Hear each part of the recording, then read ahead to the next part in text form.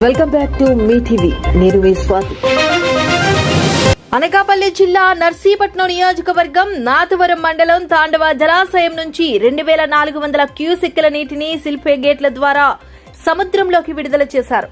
మోంతా తుఫాన్ నేపథ్యంలో అప్రమత్తమైన జలవనరుల శాఖ ఉన్నత స్థాయి అధికారులు ఉన్నత ఆదేశాలతో నీటిని విడుదల చేస్తున్నామని డిఈ అనురాధ చెప్పారు. జలాశయ పూర్తి స్థాయి నీటి మట్టం 380 అడుగులు కాగా ప్రస్తుతం జలాశయంలోకి 378 అడుగుల నీటి మట్టం ఉంది.